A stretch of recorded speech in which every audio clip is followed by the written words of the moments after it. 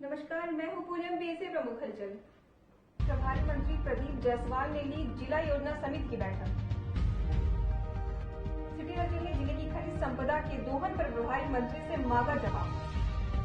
प्रभारी मंत्री ने किया जिला अस्पताल का निरीक्षण, कलेक्टर के प्रयासों की प्रशंसा। सिटी हलचल ने उठाया डॉक्टरों की कमी का मुद्दा। और पूर्व नेता प्रतिपक्ष अजय सिंह ने ली कांग्रेस कार्यकर्ताओं की बैठक, पार्टी हित में काम करने की दी नसीहत। अब हलचल विस्तार से। प्रदेश के खनिज साधन मंत्री तथा जिले के प्रभारी मंत्री प्रदीप जायसवाल ने आज जिला योजना समिति की बैठक में शासन की योजनाओं एवं कार्यक्रमों के क्रियान्वयन की विस्तृत समीक्षा की। उन्होंने विभागीय योजनाओं के त्वरित गति से क्रियान्वयन किए जाने के निर्देश दिए। कलेक्ट्रेट सभागार में आयोजित बैठक में प्रभारी मंत्री श्री जायसवाल ने कहा कि सभी अधिकारी कर्मचारी सकारात्मक पहल करते हुए समाज के अंतिम छोर में खड़े व्यक्ति को शासन की जन कल्याणकारी योजनाओं से लाभान्वित करें। बैठक में लोक स्वास्थ्य यांत्रिकी विभाग की समीक्षा करते हुए प्रभारी मंत्री श्री जायसवाल ने निर्देश दिए कि गर्मी में पेयजल संबंधी समस्याएं नहीं हो, एक सप्ताह के अंदर जिले की समस्त नल जल योजनाओं को प्रारंभ कराएं। खराब हैंडपंपों की मरम्मत का कार्य त्वरित गति से किया जाए। विधायक एवं सांसद मत से जो भी हैंडपंप खनन के कार्य किए जाने हैं उन्हें शीघ्र पूर्ण कराएं। प्रभारी मंत्री श्री जायसवाल ने जिले में गर्मी से पूर्व पेयजल की समुचित व्यवस्था सुनिश्चित करने के निर्देश दिए, जिससे पीने के पानी के परिवहन की स्थिति निर्मित नहीं हो। खनिज साधन मंत्री श्री जायसवाल ने जय किसान फसल ऋण माफी योजना से सभी पात्र कृषकों को लाभान्वित करने के निर्देश दिए। इसके साथ ही फर्जी ऋण वितरण के मामलों में जांच कर दोषी व्यक्तियों के विरुद्ध कड़ी कार्यवाही करने के निर्देश दिए हैं।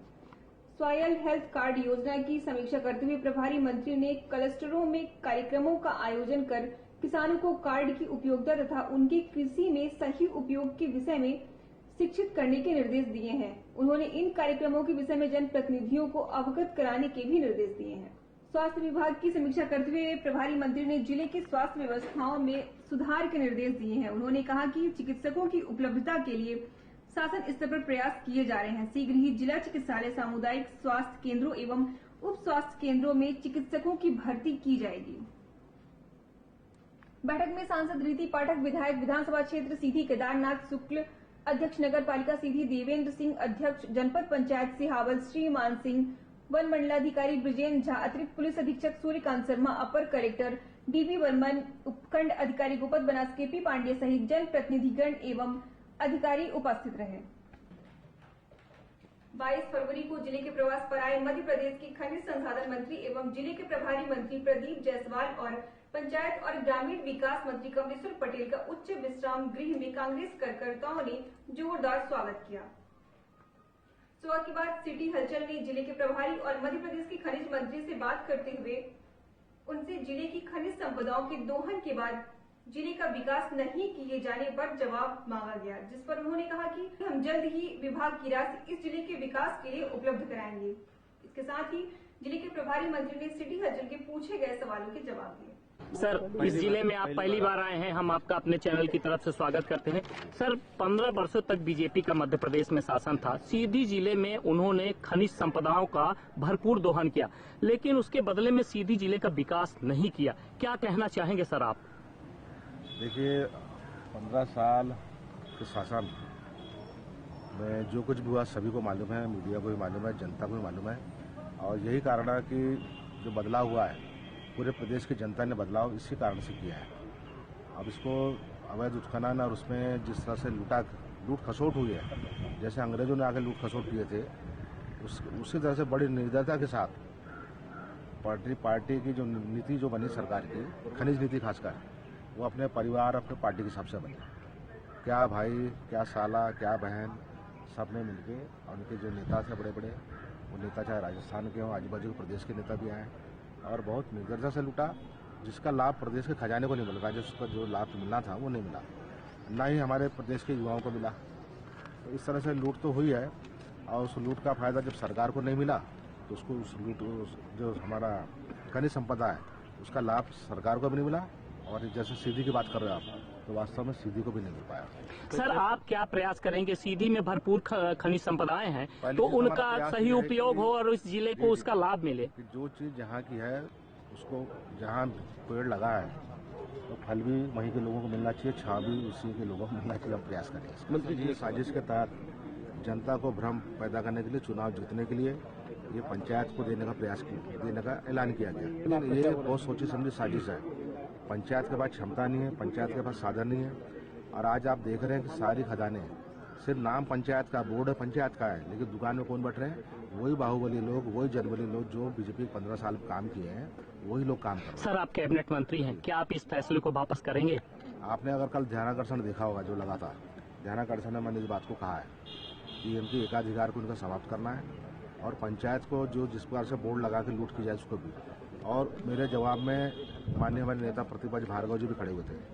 स्वयं भार्गव जी जो 7 बार के विधायक मंत्री रहे, उन्होंने स्वीकार किया कि भाजपा की जो खनिज रेत नीति थी वो असफल रही और उसका लाभ प्रदेश को नहीं मिला। उनके शब्द हैं। सर, भाजपा के शासन में कई खदानें ऐसी हैं जिनको 5-5 वर्ष के लिए लीज पे दे दिया, क्या इसकी समीक्षा नहीं होनी चाहिए? बिल्कुल होगी, चूंकि अभी लोकसभा चुनाव सामने था, इसलिए सरकार का नेताओं का फोकस लोकसभा चुनाव जरूर है। लेकिन आप देखेंगे कि सब पे नजर है और हमारी जो रेत नीति है, खनिज नीति भी बन चुकी है। लेकिन सामने चुनाव को देखते हुए हमने माननीय हमारे मुख्यमंत्री जी का कहना है इसको लोकसभा चुनाव के बाद इसको लागू करेंगे।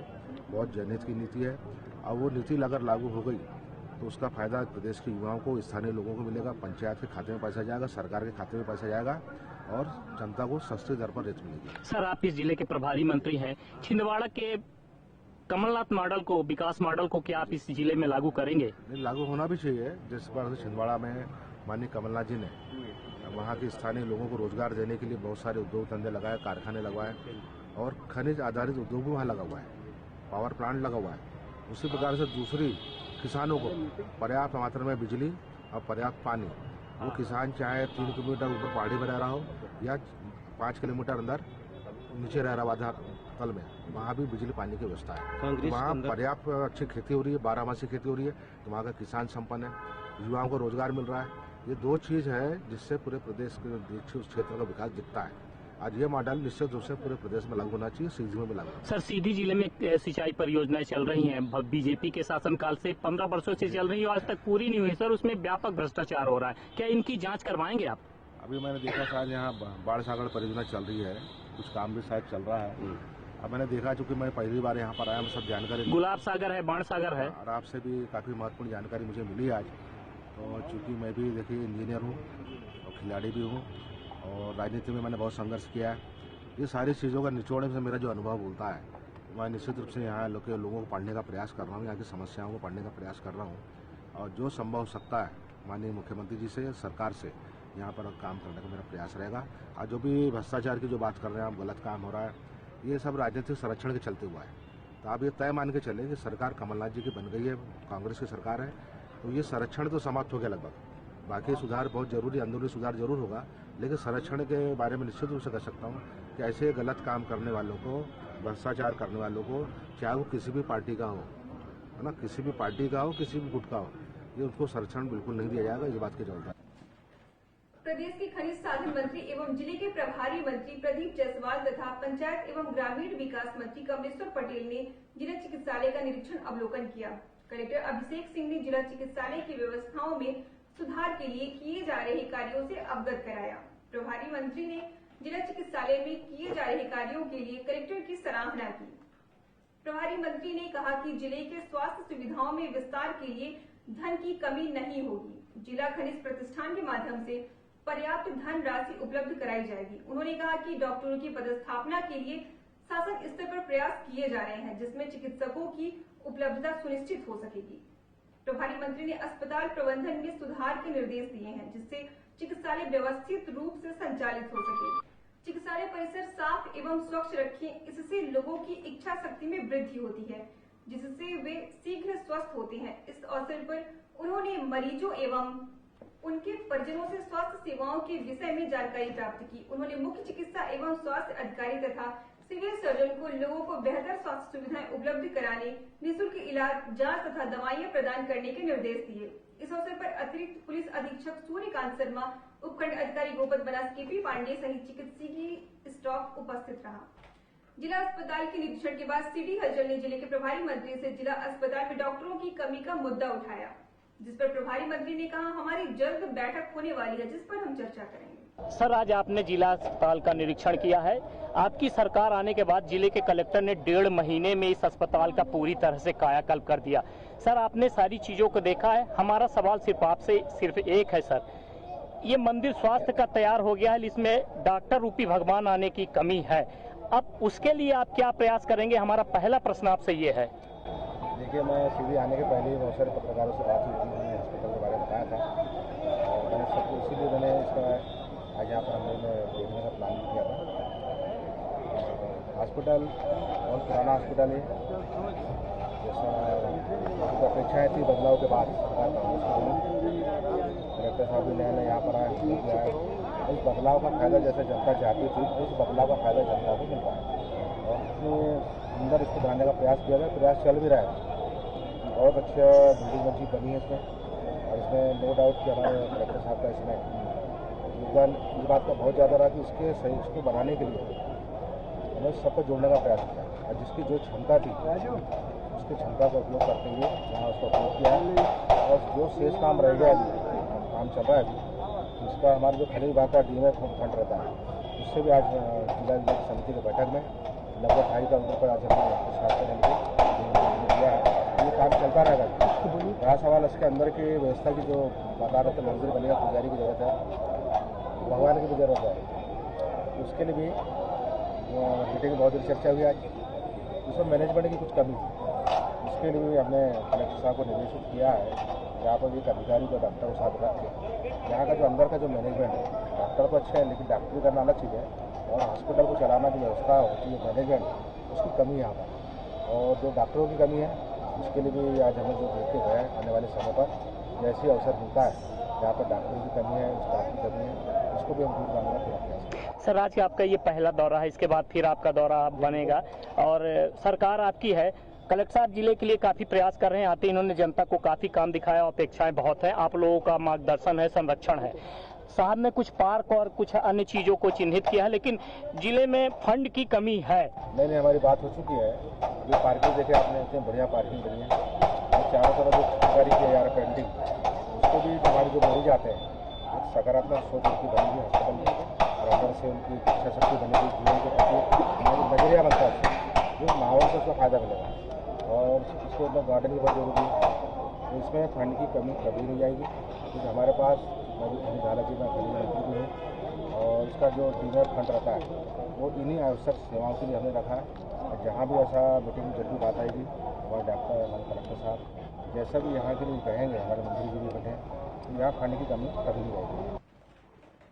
22 फरवरी को जिला कांग्रेस कमेटी कार्यालय में मध्य प्रदेश के पूर्व नेता प्रतिपक्ष अजय सिंह राउत भैया ने मध्य प्रदेश के खनिज मंत्री प्रदीप जायसवाल और मध्य प्रदेश के पंचायत एवं ग्रामीण विकास विभाग के मंत्री कमलेश्वर पटेल की उपस्थिति में कांग्रेस पार्टी के कार्यकर्ताओं की बैठक आयोजित की गई।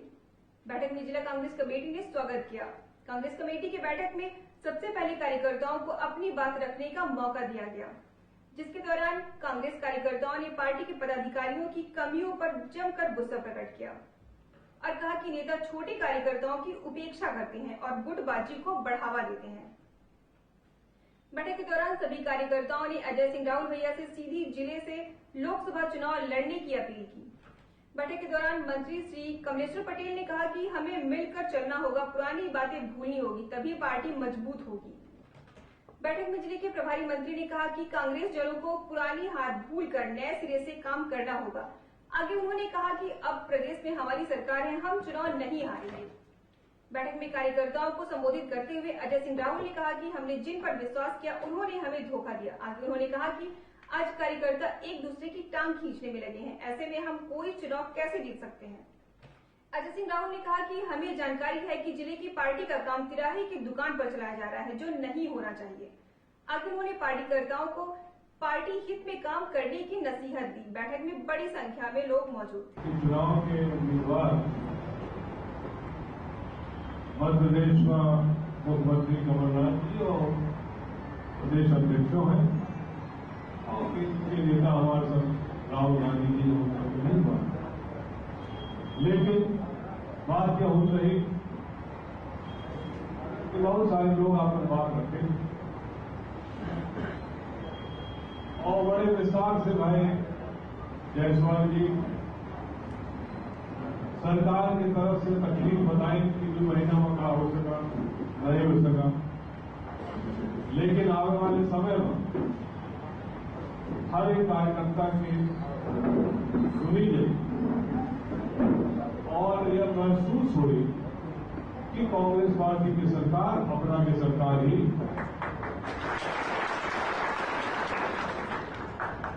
स्वाभाविक है। 15 साल से भारतीय जनता पार्टी की सरकार ही 15 साल की पीड़ा हम सबका, और वो 15 साल हम सब जने कैसे गुजारे हैं जिनका कोनो पहुंच नहीं है। ये गांव का कांग्रेस के कार्यकर्ता है, लेकिन केहू की छत्र छाया न हो, वो कौन देर से तकलीफ में रहा हुई, उनका हमें आज अपना समझे चाहिए। आरपीएस से प्रादेशिक खर्च। मध्य प्रदेश सरकार ने शुरू की प्रदेश में कृषि ऋण माफी, सीएम ने बांटे प्रमाण पत्र। मध्य प्रदेश में 42 डीएसपी के ट्रांसफर हुए, लेकिन मध्य प्रदेश सरकार ने 38 का तबादला रद्द किया, कहा बीजेपी ने। 15 साल बाद कांग्रेस पार्टी ने फिर शुरू किया ट्रांसफर उद्योग, कहा बीजेपी प्रदेश अध्यक्ष राकेश सिंह ने। 15 वर्ष की बिगड़ी व्यवस्था सुधारी जा रही है, बीजेपी के पेट में क्यों दर्द हो रहा है, कहा कांग्रेस पार्टी ने। और विधानसभा चुनाव हारे तो क्या हाल है और लोकसभा हारेंगे तो क्या होगा, कहा पूर्व सीएम शिवराज ने।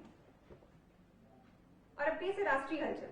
दक्षिण कोरिया में पीएम मोदी को मिला सियोल शांति पुरस्कार। पुलवामा हमले के दौरान पीएम शूटिंग में व्यस्त थे, कहा राहुल गांधी ने। जम्मू कश्मीर के सोपोर में सेना ने 2 आतंकवादी मार गिराए और पुलवामा पर सिर्फ जुमलेबाजी कर रहे हैं पीएम मोदी, कहा मायावती ने।